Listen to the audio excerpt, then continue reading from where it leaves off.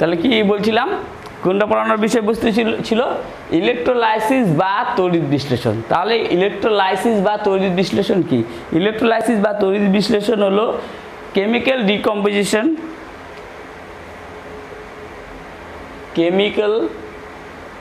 Decomposition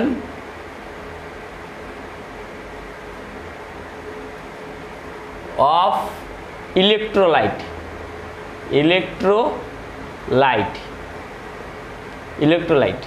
by DC current। খেয়াল রাখবে DC current কোথা থেকে পাবো? আমরা ব্যাটারিতে পাবো। ডিসি কারেন্ট আমরা ব্যাটারিতে পাবো। তাহলে এখন বলতে পারো দাদা ডিকম্পোজিশন মানে কি? ডিকম্পোজিশন মানে হলো ভেঙে যাওয়া বা বিয়োজন হওয়া, আর ইলেকট্রোলাইট মানে তড়িৎ বিশ্লেষ্য পদার্থ। ঠিক আছে, ইলেকট্রোলাইট মানে হলো তড়িৎ বিশ্লেষ্য পদার্থ। আর কি দিয়ে ভাঙতে হবে? ডিসি কারেন্ট দিয়ে ভাঙতে হবে। ডিসি কারেন্ট কোথায় পাবো? আমরা ব্যাটারিতে পাবো। ডিসি কারেন্ট কোথায় পাবো? ব্যাটারিতে পাবো। কিন্তু তাহলে বলতে পারো তাহলে এসি বা অল্টারনেটিভ কারেন্ট কেন ব্যবহার করা যাবে না এতে? তাহলে কারণ হলো এসি বা অল্টারনেটিভ কারেন্ট এতে ব্যবহার করা যাবে না। কারণ না কখনোই না, এসি বা অল্টারনেটিভ কারেন্ট ব্যবহার করা যাবে না। কারণ তোমরা জানো বা জেনে থাকা উচিত যে এসি কারেন্টের যে অভিমুখ হয় সেটা কি প্রতিনিয়ত পরিবর্তিত হয়। আর ডিসি কারেন্ট বা ডাইরেক্ট কারেন্টের কি এর অভিমুখ কখনো পরিবর্তিত হয় না। এর জন্য বাংলায় আরেকটা নাম হলো সমপ্রবাহ। আর এটাকে পরিবর্তী প্রবাহ বলা হয়। কারণ এখানে অভিমুখ সর্বদা পরিবর্তিত হয়, এখানে অভিমুখ কখনোই পরিবর্তিত হয় না। এই কারণে আমরা তড়িৎ বিশ্লেষণের সময় সব সময় ডিসি কারেন্ট বা ব্যাটারি ব্যবহার করি। যে ইলেকট্রোলাইট যে রয়েছে এর বিয়োজন ঘটে এ কি করবে? এ তড়িৎ পরিবহন করবে। ঠিক আছে, ইলেকট্রোলাইট কি করবে? ইলেকট্রোলাইট তড়িৎ পরিবহন করবে। ঠিক আছে, অর্থাৎ পাস এর মধ্যে দিয়ে কি হবে? Pass electricity. এর মধ্যে দিয়ে গিয়ে পাস ইলেকট্রিক।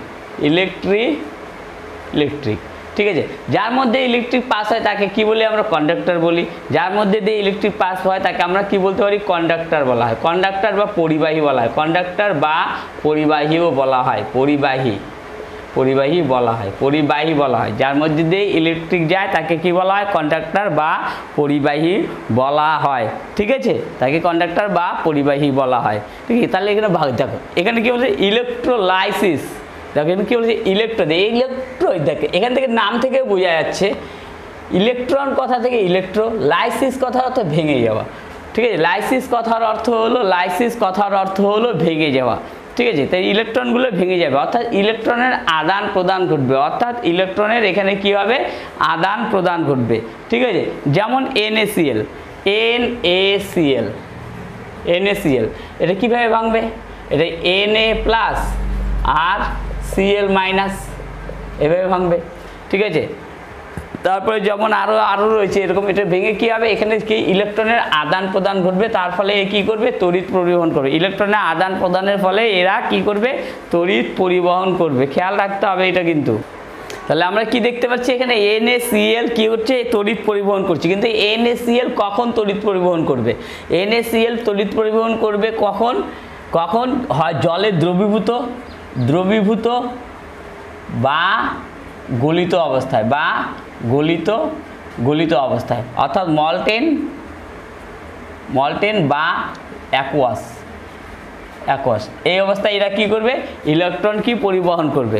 ঠিক আছে, তাহলে তড়িৎ বিশ্লেষণ কাকে বলতে পারি আমরা? তড়িৎ বিশ্লেষণ বলতে হয় যে পদ্ধতিতে বা যে রাসায়নিক পদ্ধতিতে দ্রবীভূত বা গলিত অবস্থায় কোনো বস্তু কি তড়িৎ পরিবহন করে এবং তড়িৎ পরিবহনের ফলে ভিন্ন ধর্ম বিশিষ্ট নতুন পদার্থ তৈরি হয়, তাকে কি বলা হয়? তাকে তড়িৎ বিশ্লেষণ বলা হয়। তাহলে ইলেকট্রোলাইটস কি? এবার পড়তে পারে ইলেকট্রোলাইটস কি। ঠিক আছে, ইলেকট্রোলাইটসের কিছু বৈশিষ্ট্য আমরা দেখতে পারি। ইলেকট্রোলাইটস, ঠিক আছে, এক রকম কি আছে? এটা কি মলটেন মানে গলিত, বা অ্যাকুয়াস বা দ্রবীভূত অবস্থায় কি করবে, দ্রবীভূত অবস্থায় কি করবে, মল্টেন বা অ্যাকুয়াস অবস্থায় কি করবে, কি করতে পারে, তড়িৎ পরিবহন করবে, তড়িৎ পরিবহন করবে। মল্টেন বা অ্যাকুয়াস অবস্থায় কি করবে, এরা তড়িৎ পরিবহন করবে।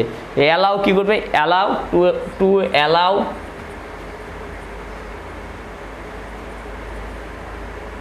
passes current, passes current, ঠিক আছে, টু অ্যালাউ passes current। আর কি করবে, ভালো করে চিন্তা করে বলো, আর কি করতে পারে, আর কি করতে পারে, এর ইলেকট্রোলাইটের কি হবে, ডিকম্পোজ হয়ে যাবে, ডিকম্পোজ মানে বিয়োজন হয়ে যাবে, ডিকম্পোজ হয়ে যাবে, ডিকম্পোজ অর্থাৎ ডিকম্পোজ অর্থাৎ বিয়োজন হয়ে যাবে, ডিকম্পোজ অর্থাৎ বিয়োজন। আর কি হতে পারে, আর কি হতে পারে, আর কি হতে পারে, আর কি হবে, ঠিক আছে, ডিকম্পোজ বা বিয়োজন হয়ে যাবে, ঠিক আছে। দ্রবীভূত অবস্থায় এদের কি হবে, এক তো এরা ইলেকট্রোলাইটসকে মল্টেন বা দ্রবীভূত অবস্থায় কি করবে, ইলেকট্রিক পাস করবে, মানে ইলেকট্রিক এর মধ্যে দিয়ে কি যাবে, ইলেকট্রিক কারেন্ট এর মধ্যে দিয়ে যাবে, আর এরা কি হবে, ভেঙে যাবে বা ডিকম্পোজ হয়ে যাবে, ডিকম্পোজ হয়ে যাবে। তাহলে আমরা কি করে বুঝবো কোনগুলো, আমরা কি করে বুঝবো কোনগুলো কি তড়িৎ বিশ্লেষ্য পদার্থ আর কোনগুলি তড়িৎ বিশ্লেষ্য পদার্থ নয়, কোনগুলি তড়িৎ বিশ্লেষ্য পদার্থ, কোনগুলো তড়িৎ বিশ্লেষ্য পদার্থ নয়, সেগুলো বুঝবে, বা কোনগুলো মৃদু তড়িৎ বিশ্লেষ্য পদার্থ। ভালোভাবে খেয়াল রাখবে, strong acid, strong acid, strong electrolyte, strong electrolyte, যেমন H2SO4, HCl, আর কি হতে পারে, HNO3, strong acid, strong electrolyte, ঠিক আছে। Strong alkali,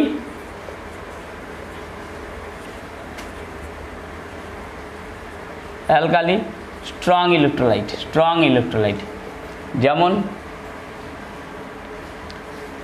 NaOH, NaOH, KOH, potassium hydroxide, sodium hydroxide, potassium hydroxide, ঠিক আছে। তারপর কি লিখতে, তার strong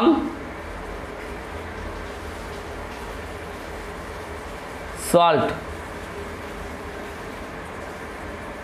strong salt, strong electrolyte, strong salt, strong electrolyte, strong salt, strong electrolyte, ঠিক আছে। স্ট্রং সল্ট কোনটা হবে, যার দুটো উপাদানের মধ্যে একটা হলো স্ট্রং হলে হবে, বা দুটো স্ট্রং হলে কি হবে, সে স্ট্রং ইলেকট্রোলাইট হবে। দুটো উপাদানের মধ্যে একটা হলো স্ট্রং হলেও সে কি হবে, স্ট্রং ইলেকট্রোলাইট হবে। যেমন NaCl, NaCl, Cl কোথা থেকে আসছে, স্ট্রং অ্যাসিড থেকে আসছে, তাহলে NaCl যে লবণ রয়েছে সেটা কি স্ট্রং ইলেকট্রোলাইট হয়ে যাবে। তারপরে CuSO4, CuSO4, এটা কি হয়ে যাবে, CuSO4, এটা কি হবে, CuSO4 কোথা থেকে কি হয়ে যাবে, এটা স্ট্রং ইলেকট্রোলাইট হয়ে যাবে, কারণ CuSO4 কোথা থেকে আসছে, সালফিউরিক অ্যাসিড থেকে আসছে, সালফিউরিক অ্যাসিড থেকে আসছে, ঠিক আছে। তারপরে CuSO2, CuSO2, ঠিক আছে, এটা কি হয়ে যাবে, স্ট্রং ইলেকট্রোলাইট। এটা গন্ডগোল হয়ে গেছে, এটা Cu হতো না, এটা K2SO4 হতো, K2SO4 হতো, K2SO4। তার মানে স্ট্রং অ্যাসিড স্ট্রং ইলেকট্রোলাইট হবে, স্ট্রং অ্যালকালি স্ট্রং কি হবে, electrolyte, strong salt strong electrolyte হবে। আর উইক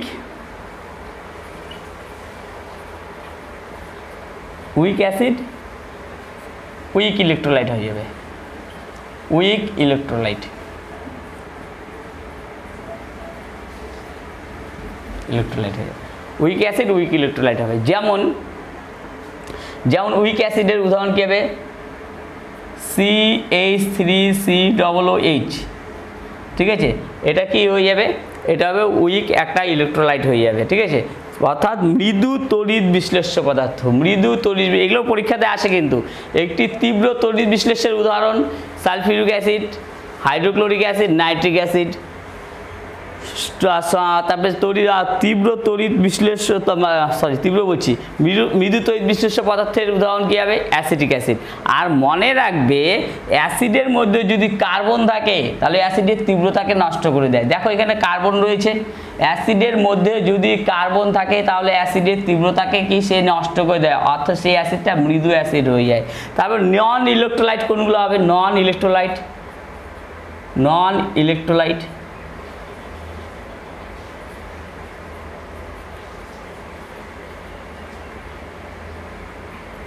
নন ইলেকট্রোলাইট কী হবে?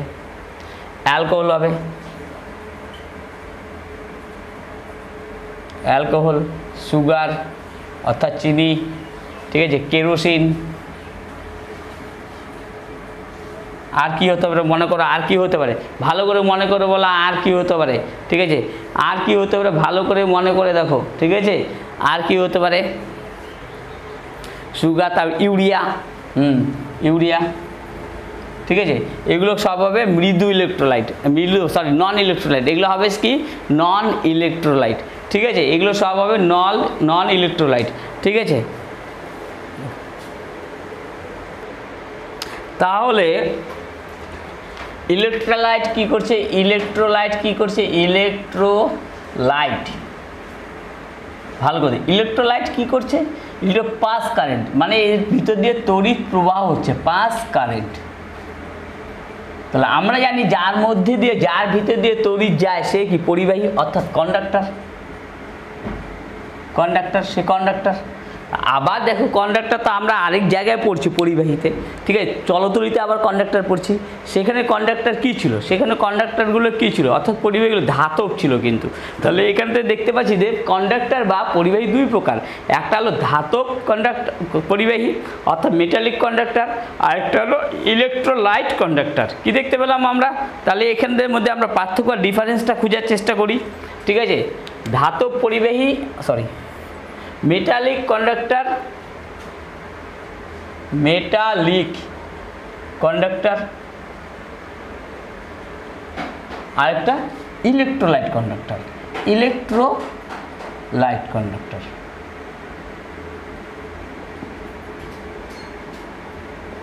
ইলেকট্রোলাইট কন্ডাক্টর, ঠিক আছে? ইলেকট্রোলাইট কি? একটা মেটালিক কন্ডাক্টর আর একটা ইলেকট্রোলাইট কন্ডাক্টর। মেটালিক কন্ডাক্টর অর্থাৎ ধাতব পরিবাহী, আরেকটা ইলেকট্রোলাইট কন্ডাক্টর। তাহলে কী দেখা যায়? যেমন মেটালিক কন্ডাক্টরের মধ্যে তোমরা কী দেখেছ? যেমন কপার ওয়্যার, যেমন কপার ওয়্যার, তামার তার, এর মধ্যে দিয়ে তড়িৎ পরিবাহী যায়, এ কী হয়? ঠিক আছে, এর মধ্যে দিয়ে তড়িৎ যায়, ঠিক আছে? এটা কী হয়? এটা কি সলিড প্রকৃতির হয়, অর্থাৎ এটা কঠিন হয়। আর এটা কি হয়? কঠিন।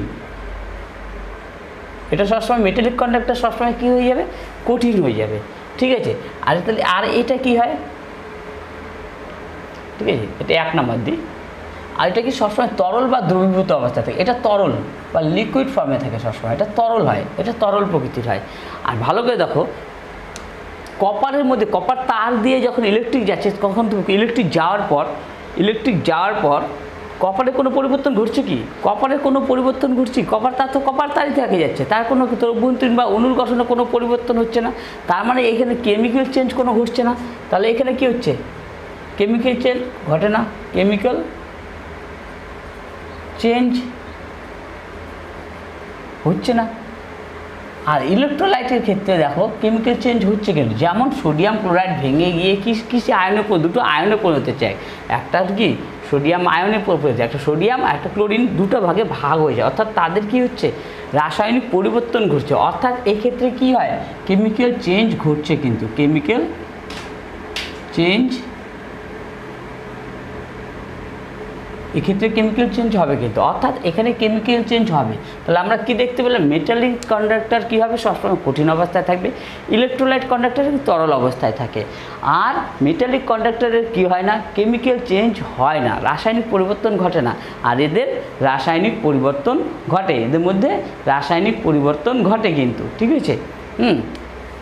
এদের মধ্যে রাসায়নিক পরিবর্তন ঘটে। আর দেখো এখানে যে তড়িতের, এখানে যে এক্ষেত্রে তড়িতের যে পরিবহনের কাজ করছে, সেগুলো কে কাজ করছে? ইলেকট্রনগুলো কাজ করছে।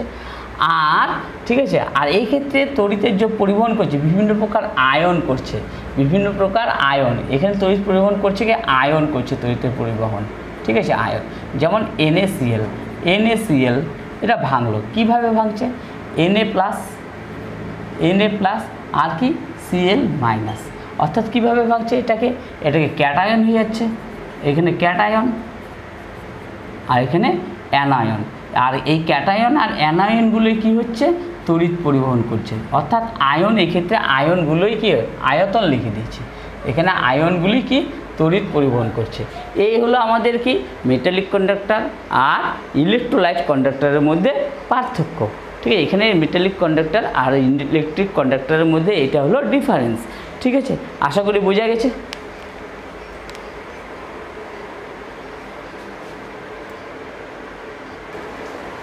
দেখো এখানে একটা প্রশ্ন থাকে, কঠিন NaCl তড়িৎ পরিবহন করে না কেন? কঠিন NaCl তড়িৎ পরিবহন করে না কেন? কারণ কঠিন NaCl তড়িৎ পরিবহন করে না, NaCl অর্থাৎ একে যদি ভাঙি আমি Na প্লাস আর কি পাবো Cl মাইনাস, এই দুটো আয়ন পাবো। আর এদের মধ্যে যে বন্ধন আছে কঠিন NaCl এর মধ্যে যে বন্ধনটা আছে অর্থাৎ অত্যন্ত দৃঢ়ভাবে থাকে, অর্থাৎ এখানে যে ইলেকট্রনগুলি কি ফ্রি থাকে না, এখানে ইলেকট্রনগুলি ফ্রি থাকে না, তাহলে এখানে ইলেকট্রনগুলি ফ্রি থাকে, ইলেকট্রন আর নট ফ্রি, এখানে ইলেকট্রনগুলি কি ফ্রি মুক্ত অবস্থায় থাকে না, ইলেকট্রনগুলি এখানে কি ফ্রি থাকে না, মনে রাখবে এখানে ইলেকট্রনগুলি ফ্রি অবস্থায় থাকে না। আর এদের মধ্যে কি একটা কি শক্তিশালী কি আকর্ষণ শক্তি কাজ করে, ঠিক আছে, সহজে এদেরকে কি আলাদা করা যায় না। কিন্তু এই NaClকে কিন্তু এই NaCl যে আছে NaCl একে যখন আমরা হিট দেবো তো অর্থাৎ বা মল্টেন করবো, দ্রবীভূত মল্টেন করবো, ঠিক আছে মল্টেন, তখন এটা দুটো অবস্থায় ভেঙে যাবে, এটা দুটো অবস্থায় একটা Na প্লাস আর একটা Cl কি মাইনাস, অর্থাৎ ইলেকট্রনগুলো এখানে কী হয়ে যাবে, ইলেকট্রনগুলি এখানে ফ্রি হয়ে যাবে, অর্থাৎ এখানে ইলেকট্রনগুলি কী হয়ে যাবে, ইলেকট্রনগুলি এখানে ফ্রি হয়ে যাবে, কী হয়ে যাবে বন্ডটা, অর্থাৎ হিট দিলে এখানে বন্ড যে রয়েছে বন্ডটা ভেঙে যাবে, বন্ড উইল ব্রেক, আর ইলেকট্রনগুলি হলে ফ্রি যাবে, আর ইলেকট্রন কী হবে, ইলেকট্রনও ফ্রি হয়ে যাবে, ইলেকট্রনগুলি কী হয়ে যাবে ফ্রি হয়ে যাবে, ঠিক আছে। যখন তাপ দেবো তখন এখানে ইলেকট্রনগুলি কী হবে, এদের বন্ডটা যে আছে বন্ডটা ভেঙে যাবে, ঠিক আছে বন্ডটা হয়ে যাবে, আর আয়ন বা ইলেকট্রনগুলি কী হয়ে যাবে আলগা হয়ে যাবে, ফ্রি হয়ে যাবে, অর্থাৎ Na প্লাস এবং Cl মাইনাস এ বিভক্ত হয়ে যাবে, ঠিক আছে।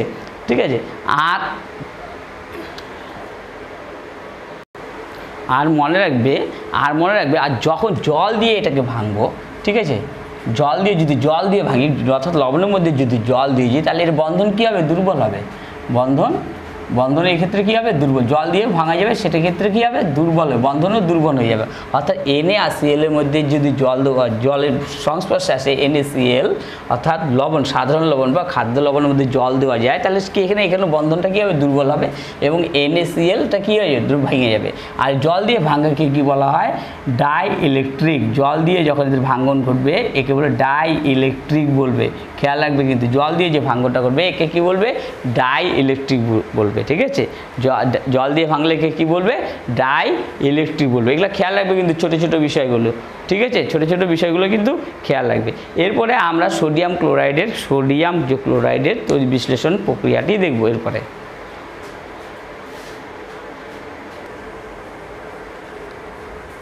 এবার কি করবো আমরা মল্টেন ভালো করে দেবো, মল্টেন NaCl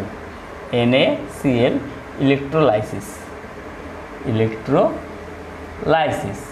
এর জন্য কী করবো আমরা একটা পাত্র নেব, NaCl এর তড়িৎ বিশ্লেষণ করব, ঠিক আছে। এখানে যে পাত্রটা নেওয়া হয় সেই পাত্রটাকে যে পাত্রে তড়িৎ বিশ্লেষণ করা হয় তার নাম কি, তাকে বলা হয় ভোল্টামিটার, ঠিক আছে। তাই এখানে আমি NaCl এর জলীয় দ্রবণ নেব,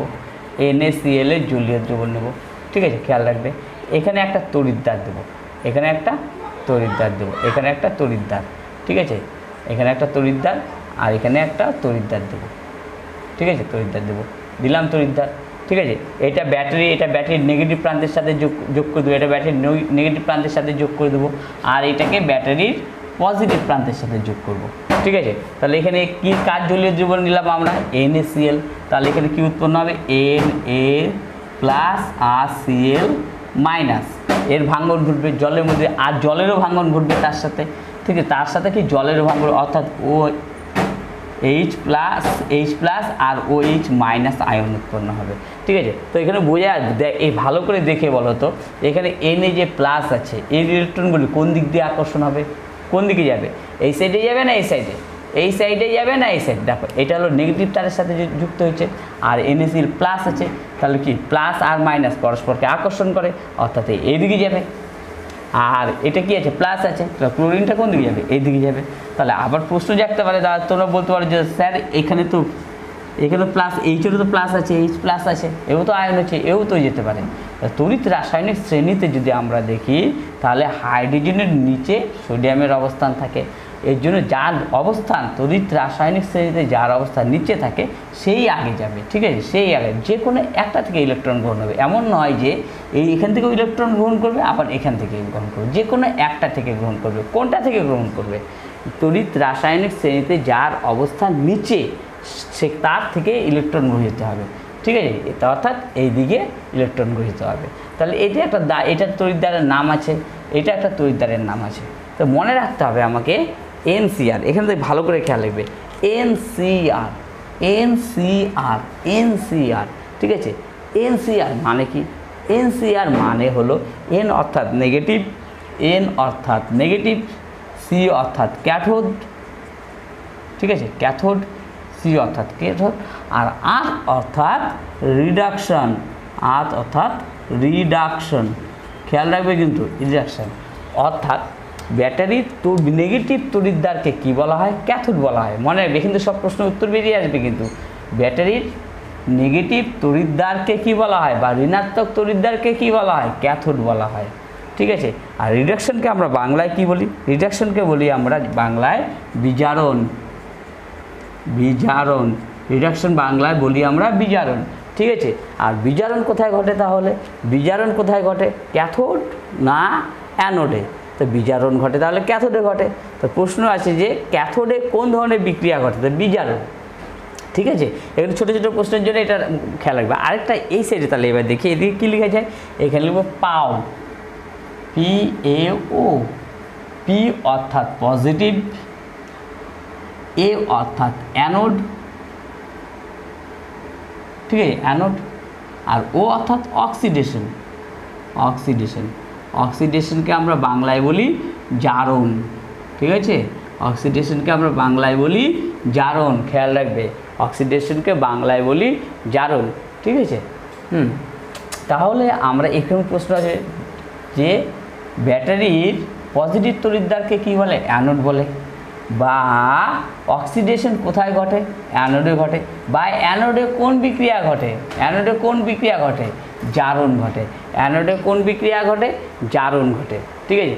আর এই যে তড়িৎদ্বারগুলো রয়েছে এদেরকে তড়িৎদ্বার বলা হয় বা ইলেকট্রোড বলা হয়, ইলেকট্রোড বলা হয়, ঠিক আছে। ইলেকট্রোডে সবসময় ডিসচার্জ অর্থাৎ আধান শূন্য করবে, খেয়াল রাখবে, মনে রাখবে কিন্তু আধান শূন্য করবে। কী হবে, ইলেকট্রোডে কী করবে, আধান শূন্য করবে, অর্থাৎ ডিসচার্জ করবে, ঠিক আছে, আধানটাকে কী করে দেবে, শূন্য করে দেবে। তাহলে ক্যাথোডে কি বিক্রিয়া ঘটেছে, আমরা দেখলাম বিজারণ, ক্যাথোডে কী হয়েছে, বিজারণ ঘটেছে। কার বিজারণ ঘটেছে, কি সোডিয়ামের বিজারণ ঘটেছে। তাহলে এর চার্জ আমাদেরকে শূন্য করতে হবে, ডিসচার্জ চার্জ শূন্য করতে হবে।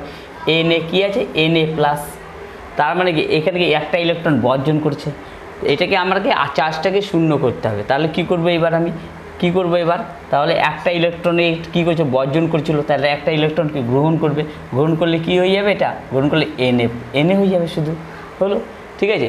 একইভাবে তাহলে এর Na অর্থাৎ সোডিয়ামের চার্জ শূন্য হলো। একইভাবে এদিকে কী হচ্ছে, ক্লোরিনের চার্জ কী হচ্ছে, একটা ইলেকট্রন গ্রহণ করছিল, একটা ইলেকট্রন এ গ্রহণ করছে, তাহলে একটা ইলেকট্রন বর্জন করলে এর কী হয়ে যাবে, এর চার্জ শূন্য হয়ে যাবে, বর্জন করলে এর চার্জ কী হয়ে যাবে, শূন্য হয়ে যাবে, এই হলো, এটা ঘটবে, ঠিক আছে, এটা ঘটবে Cl, তাহলে উভয়ের কি চার্জ হলো, শূন্য হয়ে গেলো। তার একটা জিনিস মনে রাখবে, RIG, আরেকটা মনে রাখবে, এখানে বলে OIL, মানে আমরা এখানে বিজারণ কখন ঘটবে, ঠিক আছে, বিজারণ অর্থাৎ রিডাকশন কখন ঘটবে, দেখো রিডাকশন কখন ঘটবে, রিডাকশন দেখো রিডাকশন ইজ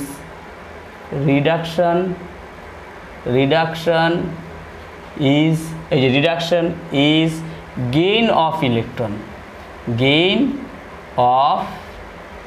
ইলেকট্রন, মনে রাখবে যদি ইলেকট্রন গৃহীত হয় তাহলে কি হয়ে যাবে, তাহলে বিজারণ হয়, ঠিক আছে।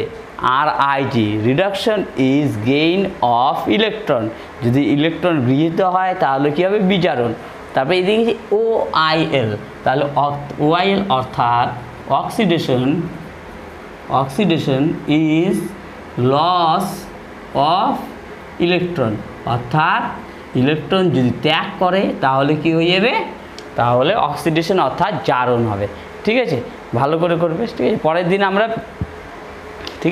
পরের দিন আমরা কোনটা করব, পরের দিন করব PBBR2 করব, ঠিক আছে। আর কিছু রয়েছে COSO4 কিছু রয়েছে, এগুলো করতে হবে। এখান থেকে কিন্তু MCQ ও শর্ট কোশ্চেনে কিন্তু প্রশ্ন আসবে এবং অবভিয়াসলি আসবে কিন্তু, ঠিক আছে। ভালো করে ক্লাসগুলো করবে, পেয়ে যাবে, ঠিক। আজকে এই পর্যন্ত থাক, পরের দিন।